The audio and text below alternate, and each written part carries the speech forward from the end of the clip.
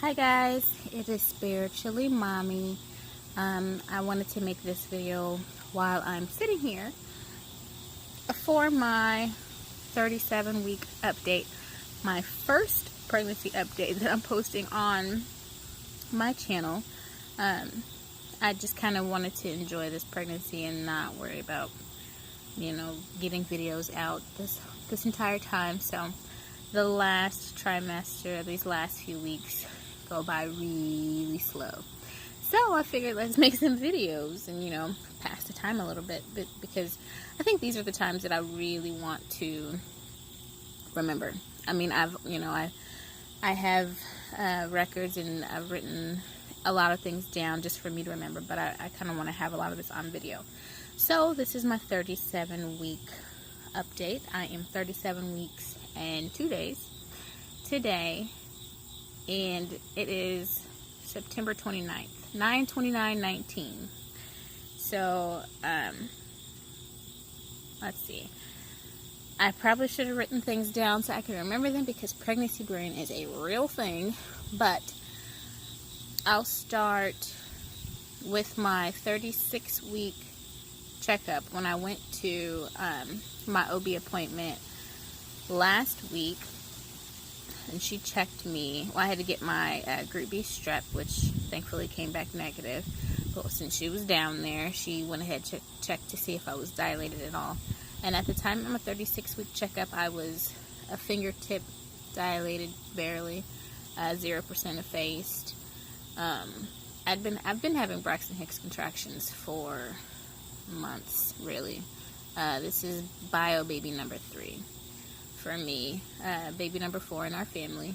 So, my body's kind of used to the whole process. So I've been having Braxton Hicks for a while, but I'm also having some progress being made. So, it's doing something in there.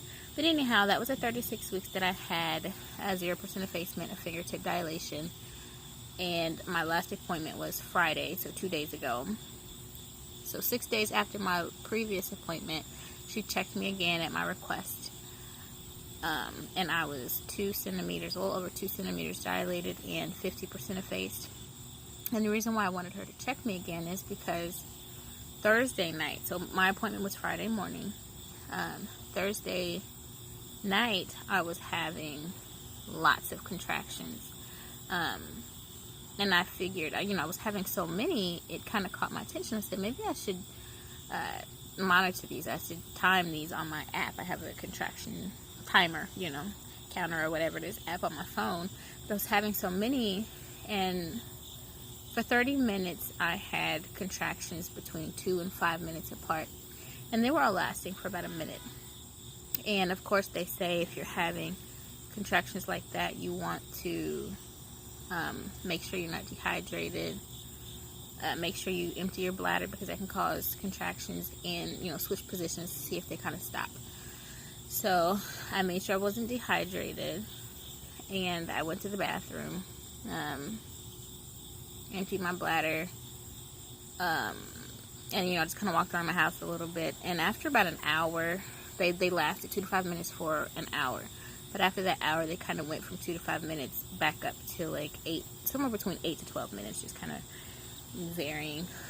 So I figured, because it went back up, and this was, 10, 11 o'clock at night by this time, because I wanted to sit up and kind of monitor them since they kind of slowed down. I decided I'll just go to sleep because I have an appointment the next morning. So that's what I did. I went to sleep. Oh, also I bought an exercise ball this week on Tuesday or Wednesday or something. So I've been bouncing on my exercise ball pretty much every chance I get.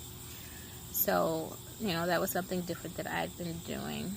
So when I got to the doctor, when she checked me, like I said, I'd progressed from a fingertip dilated to a little over 2 centimeters and then 50% effaced.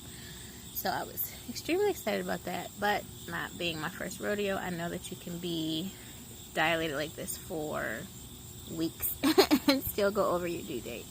So I wasn't extremely excited, but I was glad to see that with all those contractions, there is some progress that was made.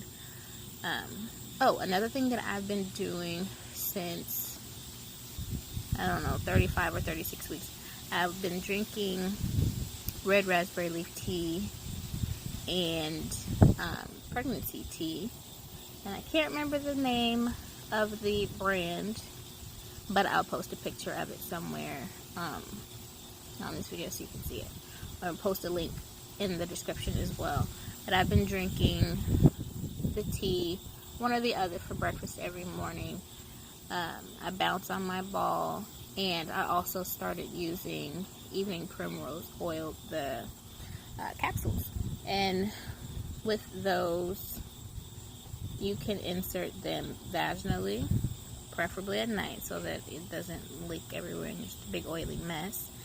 But you can also take them orally. So I'd been taking, well, now at 37 weeks, I'm taking 2 orally with breakfast and 1 vaginally at night. Some people poke a hole in the capsule, but I don't do that. It's really not necessary to do that. It's going to dissolve. Your body heat will dissolve it. You know, just put it in before I go to bed. Put on a pad, because nobody wants that mess. It's oil, you know. And that's supposed to help ripen your cervix, and it could also help with you not tearing when you actually go into labor and deliver your baby, because it kind of helps, you know, soften everything up and just get everything ready to go. So that's what I've been doing. And I've been eating dates since I guess this week. I started eating dates about this week. And I have dried dates, but I also have like the regular dates that look like prunes, and honestly they are not my favorite thing to eat at all. This pregnancy I really have not liked sweets at all, and they're kind of sweet to me. They're kind of like prunes, I guess. They kind of remind me of prunes, which I'm not really a fan of either. But I'll eat, I think they say eat like 6 dates in a day. I can't stomach that many because they're gross. But sometimes I'll like chew it a little and drink a lot of, or drink my tea, so the tea kind of masks the taste of the dates when I'm eating breakfast. But that's what I've been trying. I walk when it's early in the day before it really gets hot. It's the first day of fall was a few days ago, I think September 23rd, I think, and now it's September 29th, like I said. So it's been feeling amazing outside, especially in the morning. So I've been trying to get a few minutes of, you know, walking, but I bounce on my ball all day long. And I'm not sleeping or eating, or sometimes I bounce and eat, to be honest. But one of the things last night, oh my gosh, I could not for the life of me get comfortable last night. I was so restless, and I was so irritable because I just couldn't get comfortable. Like, not even when I was trying to go to sleep, but I couldn't sit still. I couldn't sit still at all. I would lay there kind of on my side, propped up on pillows. I never lay on my back. Can't lay flat, but I'll lay like propped up on pillows, and I would lay there for a few minutes, and then I'd have to move, and you know, I'd be lying with my head down and my butt in the air. I'd get on the floor on my knees and just rock on my exercise ball. I just could not sit still, and I was so uncomfortable. And I had a headache last night, and I don't get headaches very often, so that was bothering me. And then I woke up this morning finally, because I could feel myself tossing and turning all night long. And I know people say, you know, sometimes they get very irritable at the end when they're about to go into labor, and I'm not quick to anger at all. I don't easily get irritated at all. I'm very peaceful and very calm. I'm usually, you know, positive. I'm like a super positive person. So for me to be just irritated over very, very small things yesterday, actually within the past couple of days, I've kind of been really irritable. You know, that caught my attention. But this morning, I just finally got out of the bed at like 7 o'clock. It's Sunday morning, and everyone was asleep. I just got out of the bed because I couldn't sleep. So, you know, I went to the bathroom, and I had very loose stool when I used the bathroom. And I know that too can kind of be a sign, but everything, when you're at the end of your pregnancy and you're tired of being pregnant, everything's a sign. The wind blew, I think I'm in labor. It's all a sign. So, I did not write anything down to kind of remember. I think that is, you know, kind of the gist of this week. Really the whole, you know, from 36 weeks to now. I'll have the Braxton Hicks every now and again. I'll monitor them if I feel like they're coming pretty frequently. I'll monitor them. Oh, baby girl has definitely dropped. I'll show you guys in a bump date in a second when I get the energy to stand up. But she's definitely dropped with all this bouncing. And I think that is it. Oh, my next appointment on Friday, this coming Friday, if I hadn't gone into labor, which is a, you know, huge possibility that I won't, but if I don't, then my doctor will go ahead and do a membrane sweep. So on October 4th, she'll do a membrane sweep. And I've never gotten a membrane sweep in my previous pregnancies.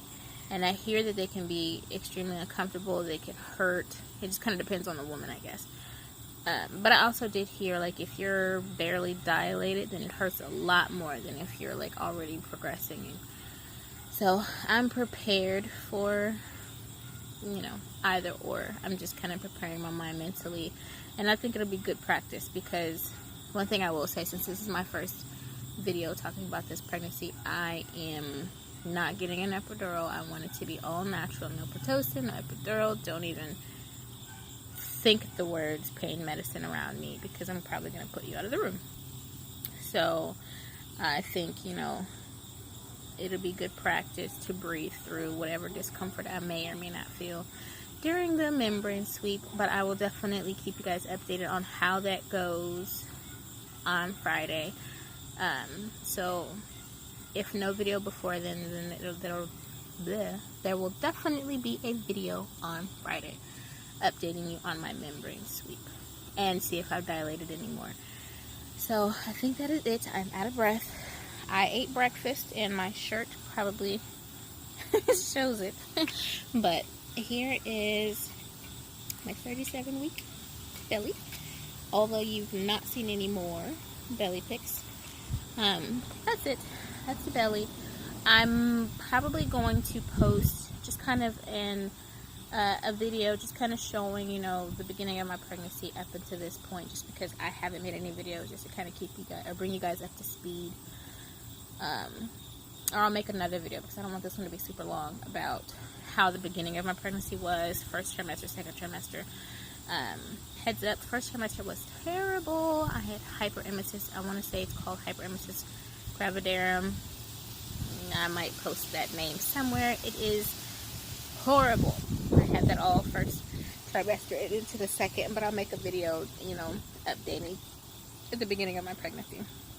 So I'm going to end the video here. Please like this video, subscribe. This is a new channel. And I would love for you guys to comment, you know, down below, and subscribe and like. And I'm pregnant, so I probably already said that already, but yeah. And I will see you guys next video, or you'll see me at least on Friday, if not sooner. So bye.